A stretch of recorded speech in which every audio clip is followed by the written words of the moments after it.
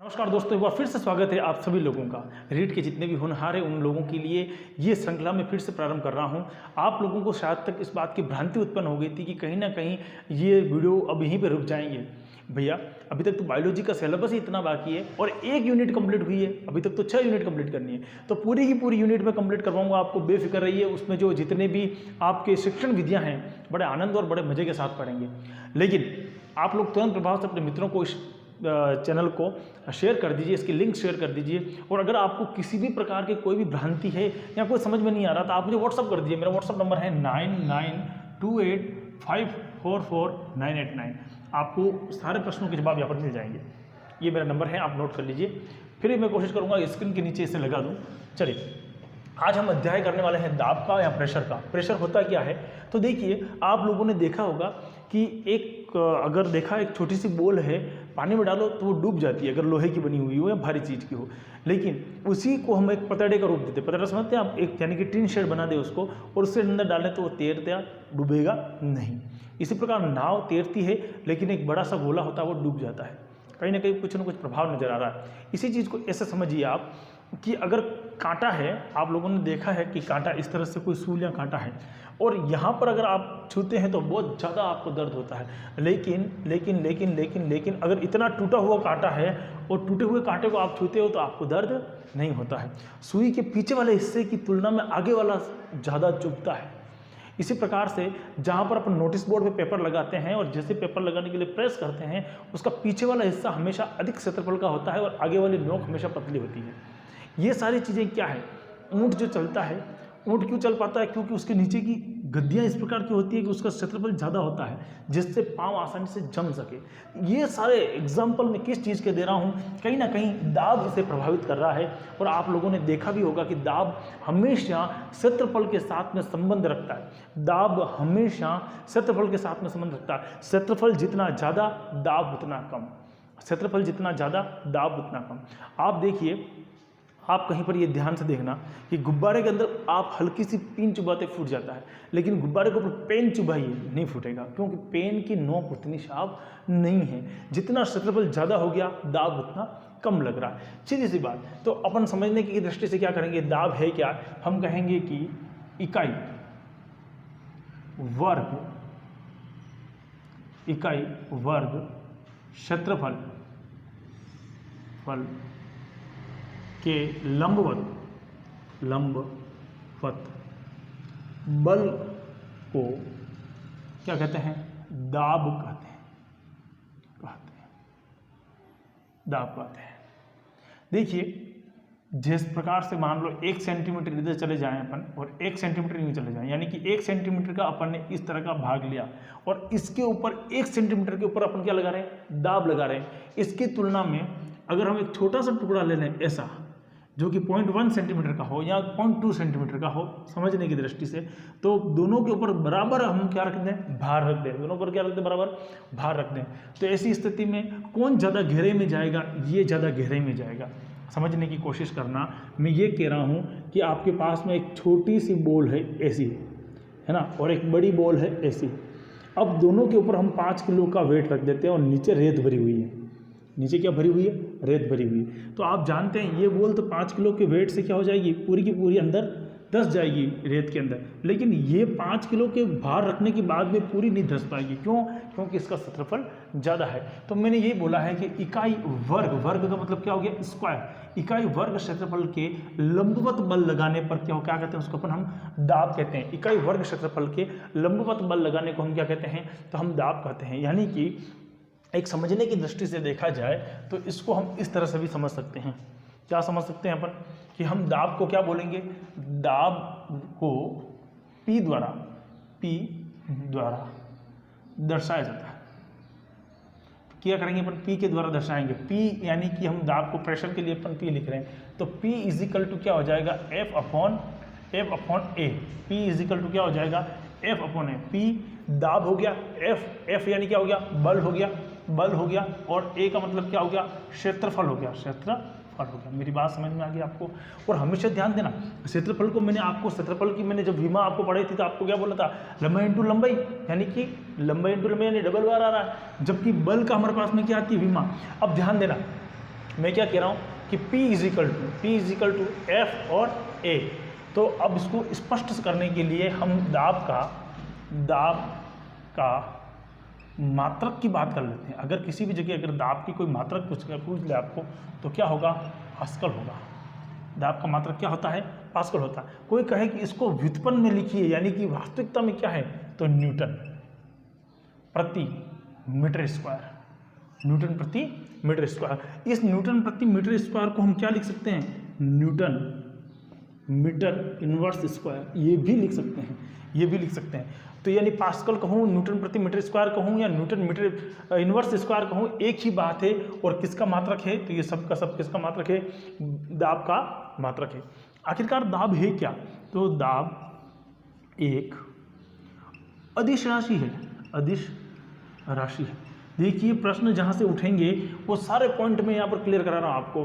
तो इकाई वर्ग क्षेत्रफल के लंबवत दिशा में इकाई वर्ग क्षेत्रफल, इकाई यानी कि एक इधर, लंबवत दिशा में जो बल लगाया जा रहा है उसको हम दाब कहते हैं। दाब को अपन P से प्रदर्शित करते हैं, P is equal to F upon A, यानी कि बल अपॉन क्षेत्रफल। और इसका जो मात्रक होता है वो क्या होता है, बोलिए पास्कल होता है। और पास्कल को अपन न्यूटन प्रति मीटर स्क्वायर जानते हैं। अगर अपने को कहे तो क्या है, तो ये क्या है, अदिश राशि है। अच्छा, कोई अपने को कहे उदाहरण बताइए, उदाहरण तो पानी की धार। आप जानते हैं अगर गाड़ी धोने आप अगर गए हों तो पानी की जितनी तेज पेनापन होगा उतना ही आपने देखा होगा प्रेशर ज़्यादा होगा उसका। अच्छा, आप देखिए सुई, आपके पास में अगर सुई है तो सुई जो आप लगाते हैं, चुभाते हैं, उसका क्षेत्रफल आगे से बहुत कम होता है, इसलिए चुभ जाती है। अच्छा, और देखिए आपकी जो इंजेक्शन है सुई वो इसी में आ गया है ना। अब आप देखिए कि आपके पास में अगर मार्कर या पेन है ना, पेन की तुलना किससे करें, आप सुई से करें। तो पेन और सुई के अंदर क्या होगा, पेन जो होता है वो हमेशा मोटा होता है अपेक्षाकृत सुई से, इसलिए उसमें क्षेत्रफल अधिक है तो दाब कम लगेगा। इसी प्रकार से आप देखिए ऊँट के अंदर क्या होगा, ऊँट के आसंजन ऊँट के ऊपर गद्दियाँ होती है और गद्दी के कारण क्या होगा, आसानी से वो रेतीले स्थान पर चल पाएगा। आप इसी प्रकार से देखिए चौड़े टायर, रेगिस्तान के अंदर जितने भी डेजर्ट में जितनी भी गाड़ियाँ चलती हैं उनके टायर क्या होते हैं भैया, चौड़े होते हैं। क्लियर है, ये कुछ इंपॉर्टेंट पॉइंट थे दाब के ऊपर जिसको मैंने समझाने की आपको कोशिश करी। अब हमारे पास में आता है वायु दाब। कौन सा दाब, वायु दाब।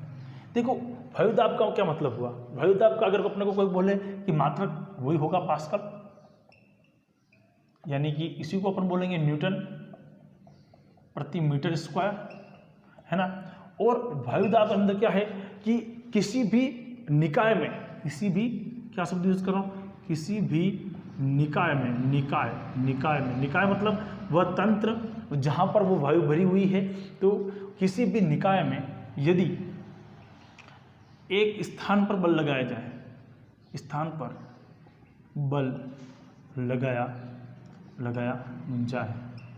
तो वह सभी स्थानों पर समान होगा। मैं क्या कह रहा हूँ, मेरी बात समझना। अगर एक जगह पर बल लगाया जाए, गुब्बारा है उसके एक जगह पर बल लगाएंगे तो उसका बल पूरे गुब्बारे पर क्या होगा, महसूस होगा। अरे अगर टायर के अंदर देखिए ध्यान से, टायर ट्यूब के अंदर आपने हवा भरी हुई है और आपका यहाँ पर जो बल लग रहा है तो यहाँ पर मापोगे, यहाँ पर मापो, किसी भी जगह पर उसका मापन कर लीजिए, सभी जगह पर उसका क्या होगा, मान हमेशा बराबर आएगा। अच्छा, पास्कल जो है उन्होंने अपनी थ्योरी में क्या कहा था, पास्कल ने अपने सिद्धांत में क्या कहा था, एक बार स्क्रीनशॉट ले लीजिए, ले लिया। चलिए, पास्कल ने अपना एक सिद्धांत दिया था, तो नोट डाल के लिख देना, इसको नोट डाल के लिख देना। पास्कल का सिद्धांत, पास्कल सिद्धांत। देखिए पास्कल के सिद्धांत में पास्कल ने क्या कहा, उन्होंने कहा कि यदि किसी बंद पात्र के एक भाग पर बल लगाया जाए तो वह सर्वत्र या सभी स्थान पर सर्वत्र होगा। वो बल कैसा होगा, सब जगह बराबर होगा। ये बात कौन कह रहा है, तो ये बात बोल रहा है हमारे पास में पास्कल कह रहा है। अच्छा, इसी प्रकार से अगर हम बात करें अगर एक बात करें अपन की, अगर वायुदाबी के रूप में किसका उपयोग किया जाता है, तो बैरोमीटर। तो वायु दाब मापी, मात्रा की बात कर ली, वायु दाब मापी के रूप में बैरोमीटर का उपयोग किया जाता है, उदाहरण लीजिए ये भी फटाक से कि किसका उपयोग किया जाता है, तो बैरोमीटर का उपयोग किया जाता है। ध्यान देने वाली बात यही है। क्या वायु दाब का हमारे निजी जीवन में कहीं पर उपयोग होता है? तो चलिए कुछ एक प्रश्नों को क्लियर करते हैं जिससे आपको पूरा स्पष्टीकरण हो जाएगा। मैं ये कहूँ कि वायु दाब अगर किसी संस्थान पर बैरोमीटर लगा हुआ है और वहाँ पर अचानक से वायुमंडल के दाब में कमी आ जाती है, तो कमी आने का मतलब क्या है? वायुमंडल में दाब में कमी आने का सिर्फ एक ही मतलब है कि वहाँ पर बड़ी तेजी से कोई ना कोई दूसरी हवा आने वाली है। तो आप जानते हैं, अच्छे ढंग से इस चीज़ को समझते हैं कि जब आप साइकिल में, बाइक में, कार में हवा भरवाने जाते हैं और जैसे ही आप जाते हैं तो पहले कहते हैं कि हवा फुल करनी है भैया, तो वो व्यक्ति पहले उस चीज़ में जो टैंक लगा हुआ है उसको देखता है कि रियल में उसका दाब कितना है। अगर उसमें हवा नहीं है और ऐसी परिस्थिति में वो व्यक्ति आपको हवा भरने की कोशिश करे, उस टैंक के अंदर हवा नहीं, मेरी बात समझना, मैं क्या कह रहा हूँ, बहुत इंपॉर्टेंट बात बोल रहा हूँ जिससे अपने को समझ में आए। ये मान लेते हैं अपन एक टैंक है जिससे नली लगी हुई है और ये आपका बाइक का पहिया है या साइकिल का पहिया है, जो भी है, और अगर ये खाली है और आपके अंदर थोड़ी बहुत हवा है, आपके इस बाइक में थोड़ी बहुत हवा है और ये पूरा खाली है, और ऐसी परिस्थिति में अगर वो यहाँ पर आपको प्रेस कर देता है तो ये हवा भी इसमें चली जाएगी, क्योंकि वायु दाब यहाँ पर कम है। हमेशा अधिक दाब से कम दाब की ओर वायु क्या करेगी, गति करेगी। लेकिन ये फुल भरा हुआ है और इसमें हवा नहीं है तो आपको पता ही है, हमेशा नॉर्मल स्थिति होगी और वो आपका जो ट्यूब है वो फुल हो जाएगा। यही परिस्थिति कब होती है, जब वायु दाब में अचानक से गिरावट आती है। अचानक से गिरावट आने की स्थिति में उस वायु दाब को कंप्लीट करने के लिए आसपास की जो वायु है उसे भरने की कोशिश करती है, और ऐसी कंडीशन में हवाएं तेज हो जाती है, और हवाएं तेज होने के कारण क्या लगेगा अपने को, वहाँ पर एकदम से हवाओं का तेज तूफान, आंधी आने की संभावना होती है। तो ये लिख दीजिए, एक बार स्क्रीनशॉट ले लीजिए इसका भी। चलिए, अनुप्रयोग है ना, किसका अनुप्रयोग, दाब मापी का या दाब का। तो क्या अनुप्रयोग है,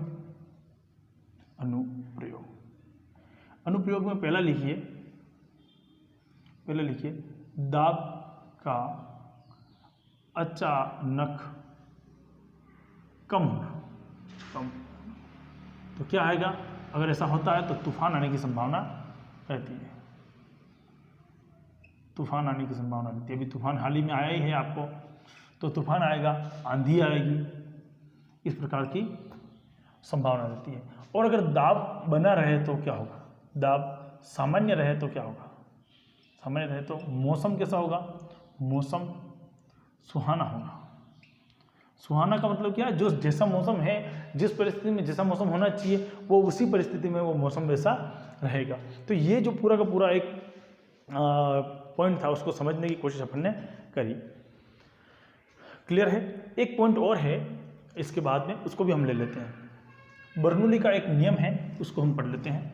देखो बर्नौली ने क्या बोला, बर्नौली ने कहा कि अगर किसी इस प्रकार का पात्र बनाया जाए जिसका एक भाग चौड़ा और दूसरा भाग संकरा हो, एक भाग चौड़ा और आगे वाला भाग क्या हो, संकरा हो, तो वायु के ऊपर जो दाब लगता है या जल का जो दाब लगता है वो असमान स्थिति उत्पन्न कर देगा, जिससे यहाँ पर प्रवाह की दिशा क्या हो जाएगी, अधिक हो जाएगी।